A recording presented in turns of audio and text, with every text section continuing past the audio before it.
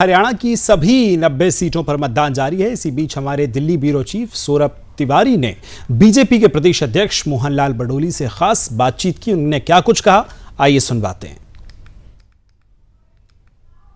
हरियाणा विधानसभा चुनाव के लिए मतदान जारी है। हमारे साथ मौजूद हैं बातचीत करने के लिए हरियाणा बीजेपी के अध्यक्ष पंडित मोहनलाल बडोली साहब।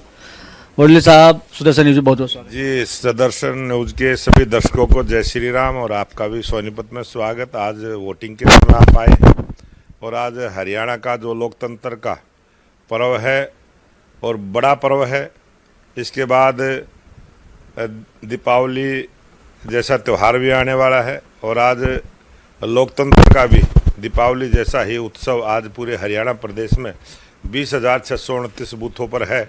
आज पूरा हरियाणा की जनता का जो मन बना है और जिस प्रकार से भारतीय जनता पार्टी और कमल के फूल को लोग आशीर्वाद दे रहे हैं, उससे लगता है कि हरियाणा प्रदेश में एक मजबूत सरकार बनेगी, स्पष्ट बहुमत की सरकार बनेगी और नायब सिंह सैनी के नेतृत्व में बनेगी। बडोली साहब, आज आपके हम सोनीपत घर में मौजूद हैं। आज पूरी तरह से आप कॉन्फिडेंस दिख रहे हैं, आश्वस्त दिख रहे हैं।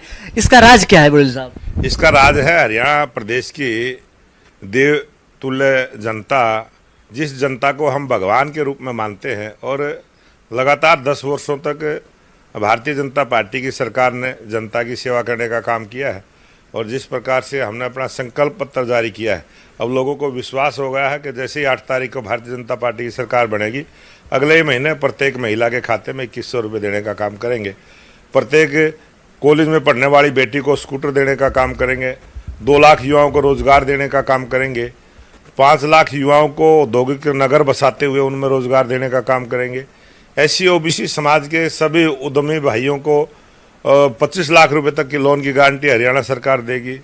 अग्निवीर के सभी जवानों को सरकारी पक्की नौकरी देने का काम करेंगे। सभी गरीब लोगों को आवास के लिए मकान देने का काम करेंगे और गरीब कल्याण की जो योजनाएं हैं उनके साथ साथ जो 36 बिरादरी छोटे छोटे समाज है उनके भी विकास के लिए बोर्ड का गठन करेंगे। तो हम युवाओं के लिए, महिलाओं के लिए, किसानों के लिए और गरीब कल्याण की योजना गरीब के घर तक पहुंचाने की जो हमारी सरकार की सोच रही है और मजबूती के साथ करेंगे। हरियाणा में चहुमुखी विकास हुआ है, प्रत्येक जिले को नेशनल हाईवे से जोड़ा गया है। ये सारी चीज़ें हैं इस चुनाव में और लोगों ने विकास के मॉडल को पसंद किया है और एक अच्छी सरकार जो भारतीय जनता पार्टी ने दी है उसको पसंद किया है और यही एक बड़ा कारण है आज जो भारतीय जनता पार्टी के पक्ष में एक तरफा माहौल पूरे हरियाणा में देखने को मिला है। मैं अभी राय विधानसभा, सोनीपत विधानसभा के अनेक बूथों पर होके आया हूं और लोगों ने भारी संख्या मतदान करे। 20% के आसपास मतदान सोनीपत में हो चुका है और ये मतदान भी 65-70% तक हरियाणा प्रदेश में जाएगा। ये मैं अभी वोट डाल के आया हूँ और लोकतंत्र के पर्व को मनाने का काम किया। एक सवाल ये भी है, जिस तरह से हुड्डा और शैलजा में जो खींचतान है, खटपट की खबरें आई और शैलजा ने ये कह दिया बातचीत करते हुए मीडिया से कि काफ़ी टाइम हो गया उनसे हुड्डा से बात किए हुए। कहीं ना कहीं इसका लाभ भी आप लोग को जरूर मिला है?